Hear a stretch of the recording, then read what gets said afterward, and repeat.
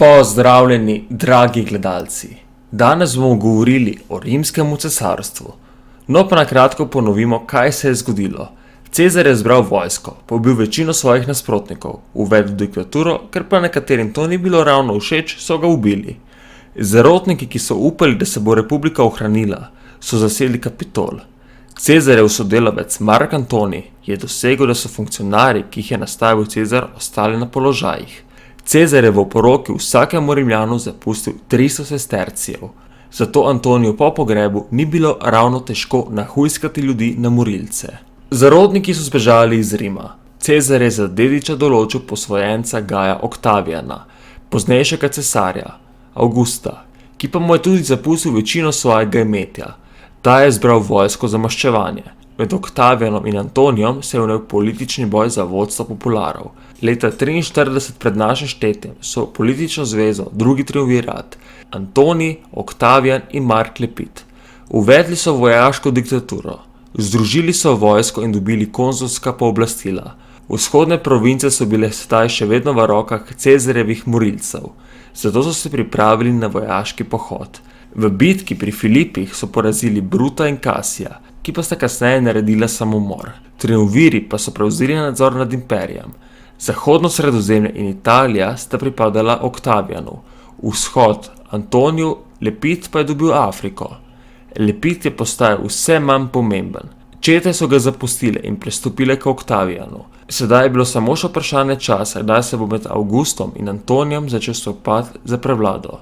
Antonij, ki pa je bil poročen za Oktavijanovo sestro Oktavijo, se je v Egiptu zaljubil v Kleopatro. Poskušala sta ustanoviti vzhodno helenistično kraljestvo in prav zaradi tega so se Antonijevi interesi močno križali z rimskimi. Oktavijan je Kleopatri napovedal vojno in v bitki pri Akciju zmagal. Egipt je leta 30 pred našim štetjem postal rimska provinca, Oktavijan pa edini vladar rimskega imperija. Oktavijan, ki je sedaj že postal rimski cesar, je nato iz senata izključil Antonijeve privržence ter sestavil nove in ga kot prvak senata tudi vodil. Leta 27 pred našim štetjem je vse državne funkcije prepustil senatu. Tam mu je dodelil naziv Augustus, kar pomeni tudi vzvišeni, s čimer pa se je dvignil nad magistrate. Imel je vrhovno vojaško oblast, ki se imenuje imperium, pravico predlagati zakone ljudskim komisijam, pravico do delovanja v senatu in pravico veta na odločitve senata. Bil je neomajen monarh in hkrati nosilec tradicionalnih republikanskih funkcij. Vladal je kar 40 let, imenovali so ga tudi drugi ustanovitelj Rima, saj je končal državljanske vojne in utemeljil obliko vladavine, ki pa se je obdržala več stoletij. Sedaj pa si poglejmo nekaj reform, ki jih je uvedel Cezar in Augustus. Reforme bomo razdelili na politične, gospodarske in kulturne. Politične. Julij Cezar je naredil razširitev senata na 900 članov, senat je postal kronski svet, diktatorjev organ, v senatu so tudi prebivalci provinc, razširitev državljanstva na severno Italijo, Hispanijo in Sicilijo in vključitev cisalpinske Galije v Italijo. Gospodarske. Javna dela za brezposelne, razdeljevanje žita, to je bil agrarni zakon, javne gradnje in obnova zgradb. Družbene. Pravičnejša obdavčitev provinc, ki je preprečila njihovo izžemanje, naseljevanje veteranov v nova naselja. In pa kulturne. Julijanski koledar in pa gradnje spomenikov, ki so častili Cezarja. Kaj pa je naredil Augustus? Zmanjšal je senat na 600 članov. Magistrate je moral potrditi cesar. Ljudska skupščina izgubi pomen. Delitev provinc na cesarske z vojaško navzočnostjo in senatske brez vojske. Gospodarske. Oskrba prebivalstva z živili, enotni merski in denarni sistem, vzdrževanje prometnih povezav in pravičnejša obdavčitev za vse. Za določitev novega davčnega cenzusa so izvedli popis prebivalstva in reorganizacijo vojske. Prav tako pa tudi ustanovil pretorijansko gardo, ki je varovala cesarja. Kulturne reforme pa so bile poimenovanje meseca Avgusta, obnova in gradnja novih zgradb in obnova starih verskih kultov. Z vladavino cesarja Avgusta je za rimsko državo nastopilo obdobje miru, ki je trajalo skoraj 200 let, od leta 27 pred našim štetjem in do leta 180 našega štetja. Rima ni ogrožal noben imperij ali vojaška sila. Boji so potekali le na mejah, za to obdobje se je uveljavil tudi naziv Pax Romana.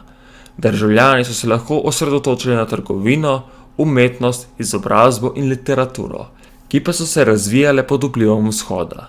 Da bi lahko obvladovali tako velik imperij, je rimska vojska zgradila razvejan sistem cest, razvoj trgovine in kmetijstva pa je zvišal življenjsko raven. Razvili so pravni sistem, ki je veljal po vsem imperiju in omogočal razcvet gospodarstva. Enoten denar in poenoten sistem mer in uteži sta olajšala menjavo. Vojska je nadzirala ves imperij in zagotavljala pretok blaga, ljudi in idej. Pax Romana je slonel na vojaški moči Rima. Mir je omogočal gospodarski razcvet. Trgovina je cvetela, predvsem v Rimu in v obmejnih vojaških postojankah. Da bi zagotovili preskrbo imperija, so razvili zapleteno trgovinsko mrežo. Med provincami in Italijo so potekali živahni tokovi. Poleg trgovine so bile razvite različne obrti in rudarstvo. V Rimu in v drugih pristaniških mestih so bili na voljo pridelki in izdelki iz vseh koncev imperija. V obdobju rimskega miru je potekala romanizacija. To je proces, v katerem sta se latinščina in rimska kultura širili med prebivalci osvojenih ozemelj. Njeni nosilci so bili uradniki, trgovci, vojaki in veterani. Najprej so se romanizirali višji sloji, kmetje pa so lahko obdržali veliko prvin svoje kulture, če to ni ogrožalo interesov Rima. Posledice romanizacije so vidne v rabi latinskih imen, uporabi latinščine, prevzemu rimskega prava, načina oblačenja, življenja in verovanja. Najhitreje pa se je romanizirala zahodna polovica imperija, saj so na vzhodu obstajale veliko starejše kulture.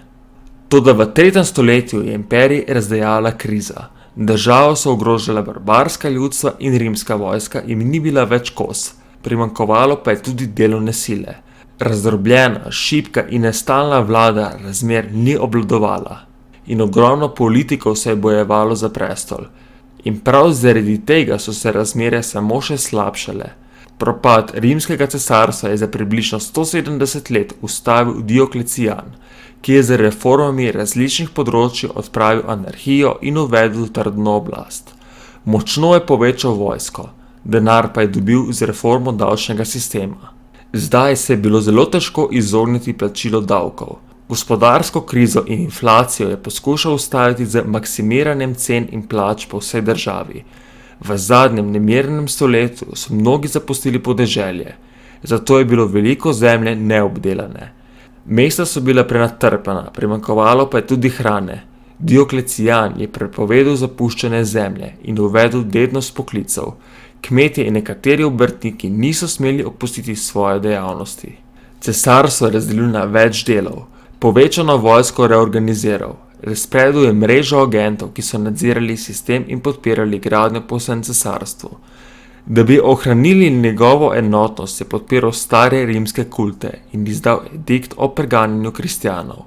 Leta 293 je dal naziv cesar svojemu posvojencu in zetu Galeriju ter Maksimilijanovemu posvojencu in zetu Konstantinciju. Tako je nastala nova oblika vladavine, tetrarhija, vladal 2 Avgustov in 2 Cezarjev. Dioklecijan je vladal v vzhodni polovici, Galerij je dobil Iliriko, Maksimilijan je upravljal zahod, Konstanci pa Galijo. Dioklecijan je namesto principata uvedel dominat, despotsko monarhijo. Senat je izgubil vpliv na glavne državne zadeve, konzul je postal le častni naziv, cesar pa monarh orientalnega tipa. Rim je bil le simbolično središče države.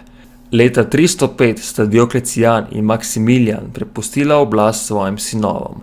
Ker se je zavedal, da je Rim preveč oddaljen od ogroženih meja, je prestolnico prenesel v Bizanc in ga imenoval po sebi. Konstantin ni želel razdeliti cesarstva, a zahodni del je vse bolj slabel. Po smrti cesarja Teodizija leta 395 je cesarstvo razpadlo. Na vzhodu so vladali iz Konstantinopla, ki pa je ostal močen in dobro varovan, zahodni del pa je slabel in v slabem stoletju propadel. Upam, da vam je bil današnji komentarec všeč. Če vam je bil všeč, pritisnite like in se naročite. Hvala in lep dan.